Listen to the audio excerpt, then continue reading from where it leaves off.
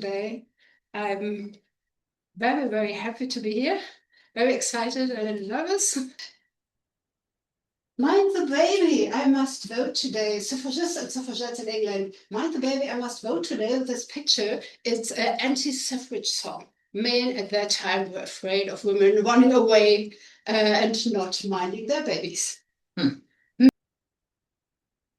This is Anna Neal Chu, a radical suffragist, campaigning at a factory gate, as you can see here. And she was a full-time organizer of the Northern Society of Suffragists. And she was very committed to the cause and very successful in collecting signatures. Just as here, you have different radical suffragists, especially in Lancashire and Cheshire. They were comparatively well paid there. They were in the cotton industry. They were employed as weavers, and they were very well organized in trade unions and cooperatives. They were inspired by social movements, labor struggles, and suffrage campaigns for male workers, as not every male in England at that time had the right to vote.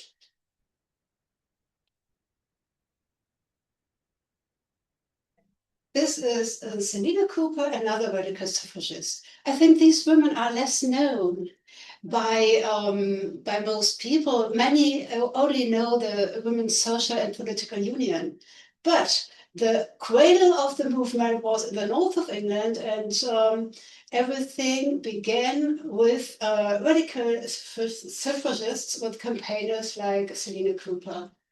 She helped in 1903 as a factory worker who had started work at a factory aged 12. She helped collect 37,000 signatures for women's suffrage from female textile workers, mostly in Lancashire. And she herself collected 800. And that meant very often knock on doors of remote cottages and talk to the families.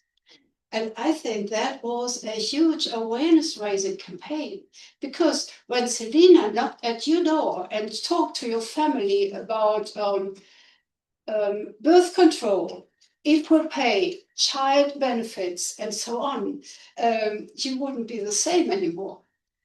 I believe it would change a lot, and it's still something very interesting for us today. As we still do petitions, today we do social media campaigns, and community outreach is still important too.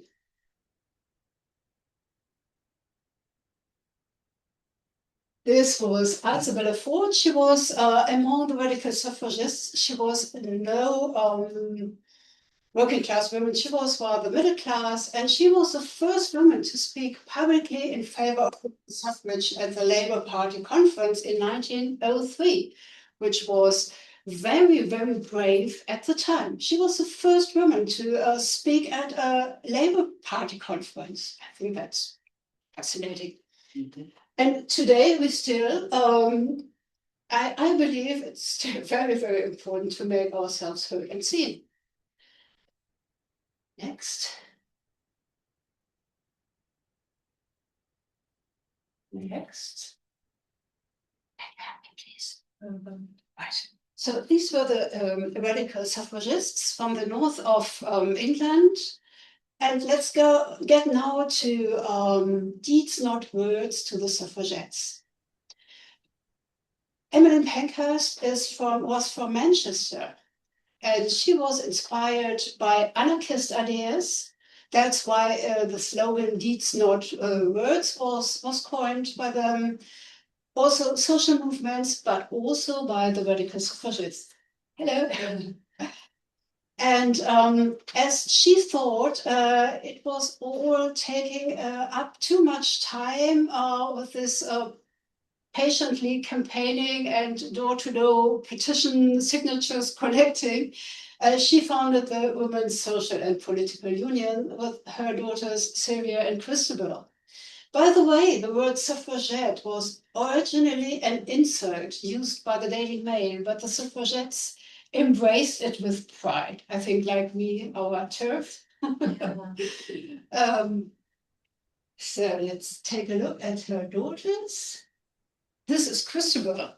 Christabel Pankhurst graduated from law school in. Can I say something?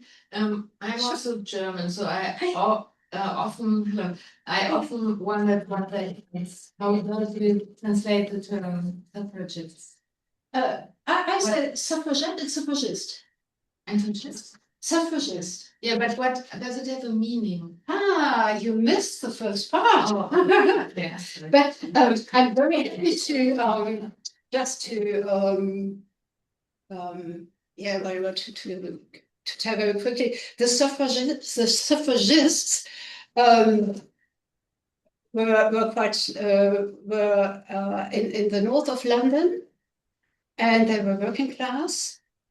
And they were not a single issue campaign. They had many concerns, such as child benefits, equal pay, better pay and equal pay, and many more concerns. I will show you a little later on. The Daily Mail invented a suffragette. It's a diminutive. You know, it is a nickname, and they made fun of the suffragists, of these women.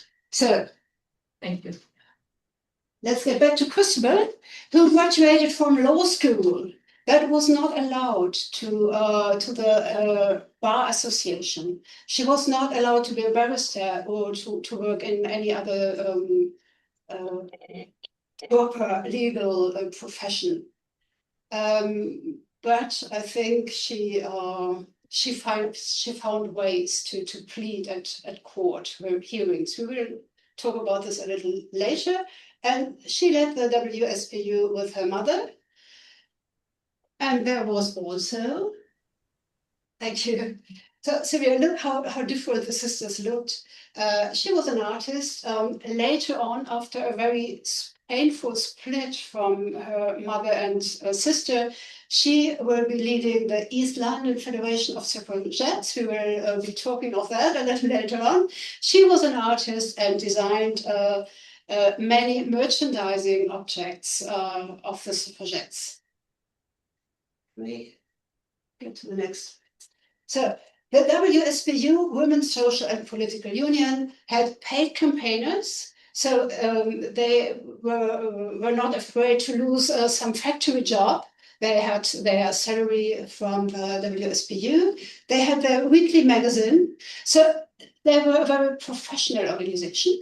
And also they built a strong visual identity, including clothing in suffragette colors. Like it was white, green, and purple. White for purity, green for hope, and purple for change and renewal.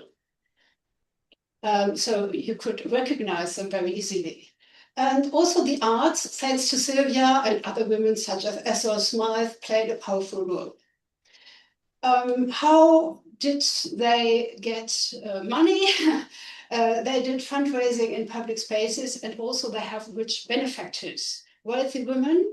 And the WSPU was women only, but they had some male benefactors, such as Frederick Pethick Lawrence, who was a very wealthy man, and he funded a lot of the suffragettes' campaigns.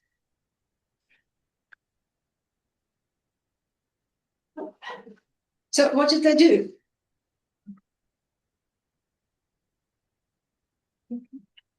What was that? The color you said? What was green? Green was for hope. Oh, wait a minute. What was what was white then? White is for purity. Oh, purity. All right.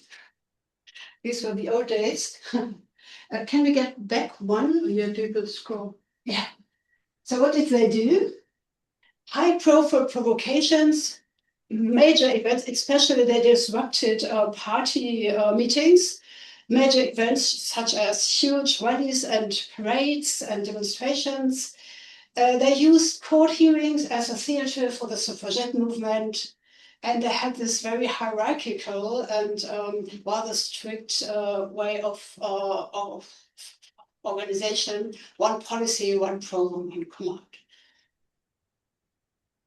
So it was not a grassroots organization. This is an example for a provocation. They disrupted a party meeting on 13th of October in Manchester Street Trade Hall. They unfolded a transparent. They stood up and shouted, "Will the Liberal Party give women the vote?" And that was at the time considered a huge provocation, especially as Christabel she spat at a policeman in order to make sure she was arrested. Mm-hmm. Middle-class women at that time were not arrested so easily. So, and we can ask if that's still something which is a useful tool for our own activities. Do we use provocations? And if not, why not? Mm-hmm. And look at this. I think it's so moving. No one counted really if it was 500,000 people, but there were many women, but not only women, in a huge demonstration in Hyde Park on 21st of June, 1908. I don't know how they gathered 500,000 women. I think it's really, really stunning.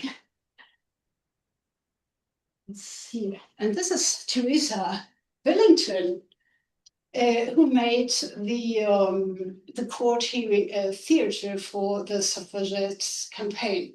I do not recognize the authority of the police, of this court, of any other court or law made by men. Why not? Because women hadn't a say. They were not allowed to vote. And Christabel gave very good talks during court hearings. So now, let's just briefly compare radical suffragists. By the way, the term radical suffragist was coined by Jill Liddington and Jill Norris in their book One Hand Tied Behind Us, about the Northern suffragists. That's a brilliant book. Please do read it. What were the authors' names? I will show you the book if you want. Here. Can the camera see it? Yes? Camera can see it.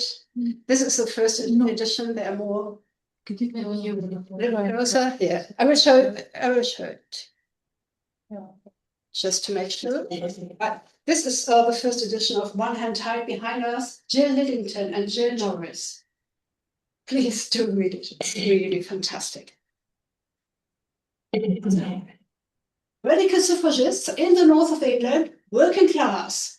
They wanted the right to vote for all adult women. They had numerous concerns, such as I said, child benefits, birth control, better pay, and also better education for girls. That was very important because households relied heavily on the wages of their children. And it was a very difficult choice to say, well, my girl will go to school 1 year more because they really needed their wages. So they used advocacy and awareness raising as strategies, and they rejected militant activism. Suffragettes were mostly middle class, with exceptions such as Annie Kelly, who was a textile worker from Oldham. She was with Christabel at Manchester Trade Hall. As you might remember, they claimed voting rights for wealthier women, not for every woman, because they considered that was more realistic. They had a single issue campaign, which was about the vote and nothing but the vote. And they used militant tactics, and they were very good at using the press for their for their objectives. Is that okay so far? That's. Now I would like to talk about the Women's Social and Political Union and how they developed. They were quite friends with the radical suffragists at the beginning. But then when they started to use militancy, the radical suffragists were not enthusiastic about that. I believe that these working class women from the north might have other ideas about femininity and respectability, maybe. And also, I think slapping a policeman would have other consequences for working class women than for middle class women. And also in prison, they were treated differently as working class women. So there were many reasons. Also, what would you do with your children during a time in prison? What would happen with your job? So they developed in different ways. But the WSPU embraced militancy, and they said better broken windows than broken promises, as there were many politicians who promised to back bills in favor of women's rights, but they never did. And then came a time in 1910 when many women went on hunger strike, and there was a lot of solidarity in the population. The then Prime Minister, Herbert Asquith, tried to introduce a conciliation bill in order to bring about peace between suffragettes and the government. And but then Herbert Asquith, instead of backing this bill, dissolved the parliament. He dissolved parliament because of a conflict between the House of Commons and the House of Lords. And the suffragettes, the militant suffragettes, considered that very much a betrayal. And they went to Parliament and demonstrated there. There were several hundreds of suffragettes. And that was the 18th November 1910, called Black Friday. On Black Friday, these women were harassed, beaten up, and imprisoned. And many women were injured, some of them very badly. So after Black Friday, women started smashing windows. And by the way, they needed to take classes in throwing objects because they were not used to that. They had to learn it. They had to learn to throw stones, but then they did it very successfully. Also, there was systematic damage to property, and there were many arrests. And women went to prison and started after some time. It was Marian Danner Wallace who started a hunger strike. And then force feeding was applied to them, was used. That was a horrible torture. But the suffragettes forced the government to take them seriously and made clear they would never stop.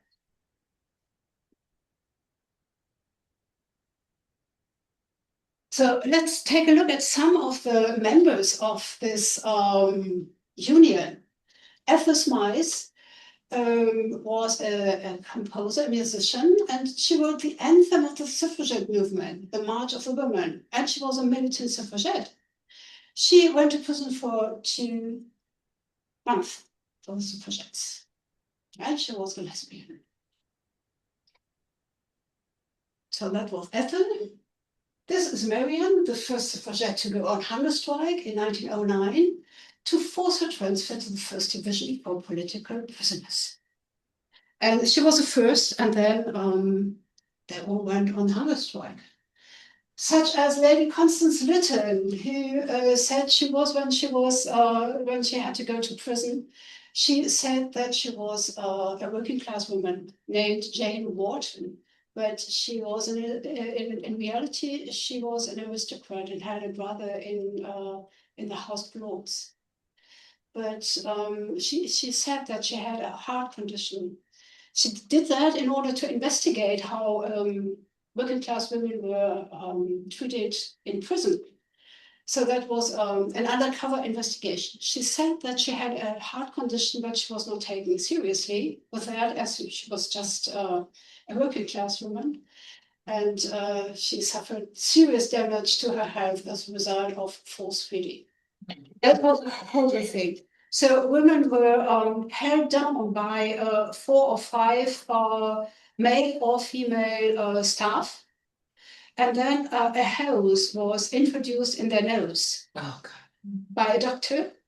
But the women would do everything not to be force-fed. It's called force-fed for a reason. They were on strike, on hunger strike. So they tried not to be fed, but the doctors usually succeeded to introduce this horrible hose into their noses. And there was some mix of, I don't know, milk and eggs and very often brandy also. And later on they were drugged. Brandy? Yeah, brandy. Yeah. I don't know why, but it's true. Yeah, but doctors damaged the suffragettes' teeth very often. The women vomited after forced feeding, and they became very ill. It is today this procedure is considered torture, and it is torture. It was horrible. And Sylvia Pankhurst, who went a lot to prison and who was force-fed 2 or 3 times a day, got very, very. So, yeah. So that's Lady Constance Lytton. Very brave. Oh, and here. Rosa May Billinghurst, who survived polio when she was 5 and could never walk. She used her tricycle as a weapon against police officers. She chained herself to Buckingham Palace and threw paint bombs into post boxes and stones into shop windows. And she was treated very cruelly by policemen and also by prison staff. So she was just thrown out of her bicycle and led helpless. They just left her helpless in some side street. She couldn't get up. And also they damaged their teeth when they when she had to go to prison and went on hunger strike and was force-fed. So that was Rosa May.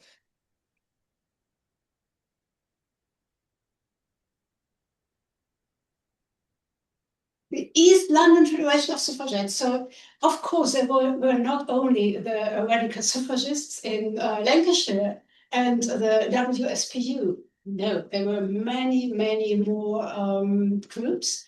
The suffragettes, the WSPU had 2,000 members, but the National Union of the umbrella organization of suffragettes and suffragists had 50,000 members. And there were militant suffragettes, there were suffragists, there were very interesting groups. I don't know where you come from, but there were interesting women and militant women in Liverpool and anywhere. It was not just about London, of course. And there were also women who refused to pay taxes. What was her slogan? No taxation without representation, because women had to pay income tax but couldn't vote. And there were also the East London Federation of Suffragettes. After the split with her family, Sylvia was the honorary secretary of this grassroots organization, East London Federation of Suffragettes. And they were not a single issue campaign, no. They were very much working class. The East End was, of course, a working class neighborhood, a big neighborhood, where the port, the London port is. They called for radical and utopian social change. Sylvia was a visionary. She had so many ideas and helped a lot. She helped whenever she could, and she was really worshipped by the East Londoners. And she had ideas such as the socializing of housework, which I believe is a very good idea. And of course, all the issues like better pay. And there were also a no vote, no rent campaign, which she had launched. Yeah, and they had a very successful alliance with dockers and other male workers. They had supported a docker strike, and the dockers supported the suffragettes of the East End. When they went to prison, they made sure there was childcare and a little money for the family. So that worked really well. And they founded the People's Army, which was an army to defend the East Enders against the frequent crackdowns by the police. And if you don't mind, and if I find the right book, I will just read very quickly a little bit about this organization, which was around here, exactly. Yeah. So they invented weapons and themselves. They had a Saturday night club, which consisted of a long piece of knotted rope dipped in tar and often weighted with lead. Saturday night clubs were often an effective counter to police batons. At one of her numerous trials, Sally Emerson explained why she carried such a club. Lawyer, are you in the habit of carrying a knotted rope? Yes, since my skull was fractured by the police. I have. In Victoria Park by a police truncheon. Is this the sort of thing you carry? Yes, this is a Saturday night, a very formidable weapon, isn't it? But it's not as formidable as a police truncheon. Did you see a notice? Asked the lawyer. It was the duty of all friends to go armed. Emerson, yes, I always go to meetings armed for over 2 years. I have been closely associated with the People's Army and the WSPU in the East End. I have been called a dirty dog on hundreds of occasions.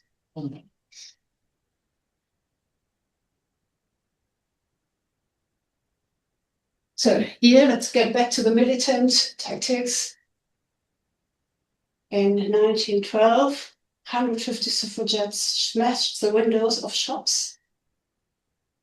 And here, we are getting to real guerrilla warfare.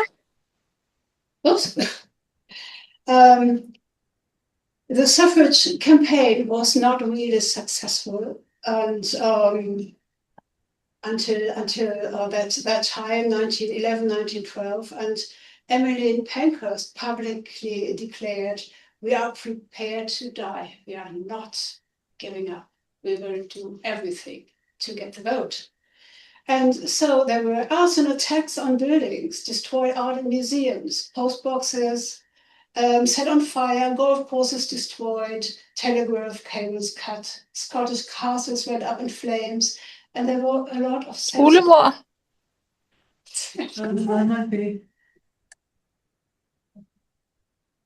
Skolemor. Har du taget den op? Nej, jeg har ikke taget det op. Vil du Ja. I thought we were getting insecure. That would have been fun though. So to talk about self-sacrifice, there was Mary Jane Clark, Emily Pankhurst's younger sister, who died on Christmas, I think in 1912. And she was released from prison, had been force-fed and was very ill and died just a few days afterwards. Emily Whiting Davison, you know, she threw herself at the King's Horse in Epsom, Derby, and many other women were injured and very severely injured. And I don't know what kind of inspiration can go from that. We can talk about it later on, I think. Also, Sylvia Pankhurst went to prison, I think, 9 times. And being force-fed there, it was a very, very hard time for her. So, in 1914, Sylvia Pankhurst was carried to Parliament on a stretcher because she was so ill. And she said she wouldn't drink or eat until Herbert Asquith, Prime Minister, would accept to receive women's deputation on women's vote on suffrage. And she was prepared to die. And Herbert Asquith accepted to receive a deputation of 6 working class women, like brush makers, shoemakers, 6 women, and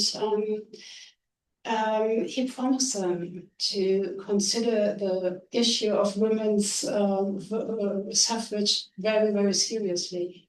And they thought they had won. But then on the 4th of August, the First World War started. And the whole suffrage struggle came to a standstill. The women from the WSPU, most of them, especially Emmeline Pankhurst, were very patriotic, and they published a patriotic magazine called Britannia. Whereas the East London Federation of Suffragettes and the radical suffragists remained pacifists and very committed to women's needs during the war. And during the war, many women in England did men's jobs, such as they were a bus driver and worked in ammunition factories and in many other factories.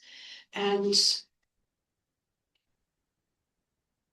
after the war, they were women over the age of 30 were granted the vote. But the politician would not say, we do not want another woman uprising in England. They said, well, thanks for your loyal services during the war. Now, as a little thank you, you are getting the vote. So that was in 1918. And in 1928, almost all women over 21 were granted the right to vote in the United Kingdom, with one exception. That was my young neighbor when I rehearsed this presentation at home. My young neighbor said, yes, but what about the colonies? And she's right. And the colonies no longer had the right to vote. They were denied more or less all democratic rights.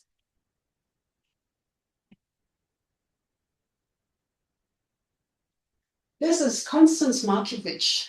And I think did we talk about Eva Go-Booth? I think she was somehow forgotten. That's a shame. Too bad. But anyway, this is Constance Markievicz, an Irish woman from a very, very, very wealthy background. And her sister, Eva Go-Booth, was very active in the north of England as a radical suffragist. and also as a sexual radical and a lesbian, and a publisher of magazines. And now her sister was very committed to the Easter uprising in Dublin in 1916. You can see her pistol there. And she was sentenced to death afterwards. Then she was pardoned and eventually freed and elected to the British House of Commons. But as a Sinn Féiner, she would not swear an oath on the British crown. So she never took her seat. The seat remained vacant. And it was later on Nancy Astor who was the first woman to actually be a member of Parliament in the British House of Commons. And let's think back of the radical suffragists and the East End suffragettes. If you remember, Selina Cooper was such an active campaigner who collected all these signatures. She went on after the war. She gave talks on feminist issues at many, many places. And many of the East London Federation of Suffragette Women were very successful as councillors afterwards.